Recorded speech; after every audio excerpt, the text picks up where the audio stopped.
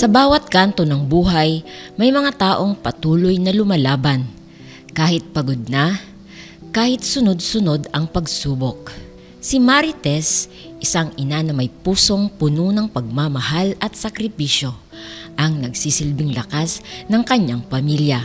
Isang simpleng trabaho, ang pagtanggal ng plastik sa mga bote, ang kanilang pinagkakakitaan. Kasama ang asawa at anak, ipinaglalaban nila ang bawat araw. Hindi madali, kulang sa pera, pero puno ng pangarap, puno ng pag-asa na kahit kailan hindi sila susuko. Minsan, pagod ako, tinitiis ko yan ng mga anak ko, meron kami makain.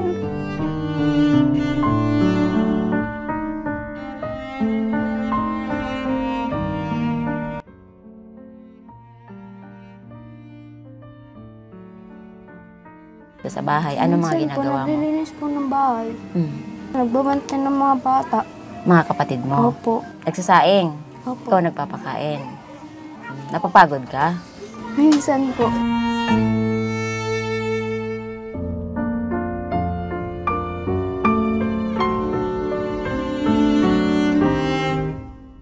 Noong una naming nakilala, nabigyan ito ng programa ng 10 kilong bigas at 1,000 piso. Naantig ang damdamin ni Tatay Rani nang mapanood ito.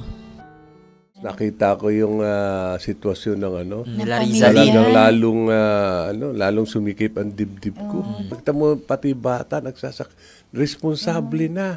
Iba na pala ng bata. Sa murang edad, tay. Cheryl, puntahan mo, tingnan natin kung ano pwede nating maitulong. Turuan yung maghanap kung ano kayang gawin sa hanap buhay. Bibigyan natin ng konting puhunan niya. At para may pandagdag na pagkakakitaan, nabigyan ulit ito ng 5,000 piso para sa kanyang panimulang puhunan. Anong pwedeng mabili ng 5,000 na pwede nyo pagkakakitaan na simple na mamayang hapon o pagkatapos is makakabalik na yung ano nyo? Ang gusto ko nito, ma'am, ibili ko siya ng yung tuyo ba? I-repack ko siya. Tapos iglako ko, tasabayan ko na ng gulayin. Tay, itong ipinaabot mo sa akin, maraming salamat po dito.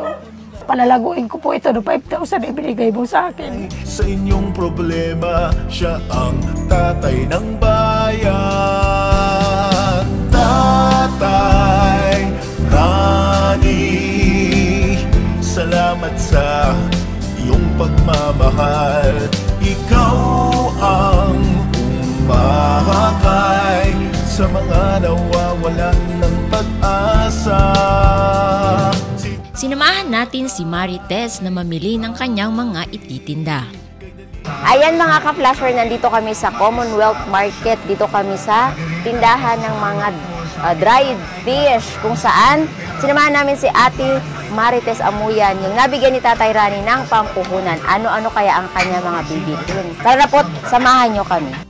At kahit inabutan kami ng ulan, hindi ito alintana. Nabili na rin lahat ng iba pang mga kakailanganin. Si Tatay Rani ang aalalay.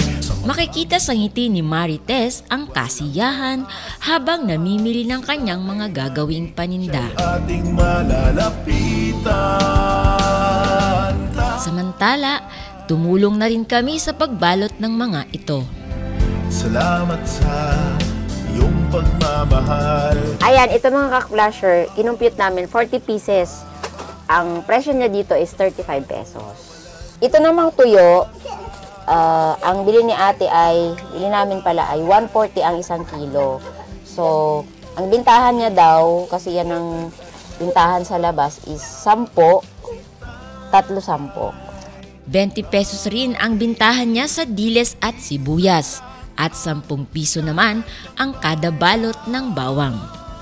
Maliban sa dried fish, habang naglilibot daw siya, gusto niya gumawa ng puto. So ito na mga ka-flasher, nakabili na siya ng flour, itlog, saka asukal na gagamitin. So kulang na lang dito ay gata, sabi niya. At saka cheese. Ayan, di ba? Sa bawat hakbang ng buhay, kaakibat ang pagsasakripisyo. Pero sa bawat sakripisyong natatanggap natin, may kaalaman at lakas tayong nabubuo. At ang serbisyong bayan ni Tatay Rani ang nagiging tulay at instrumento. Tuloy-tuloy ang pagtulong ng serbisyong bayan ni Tatay Rani. Abangan!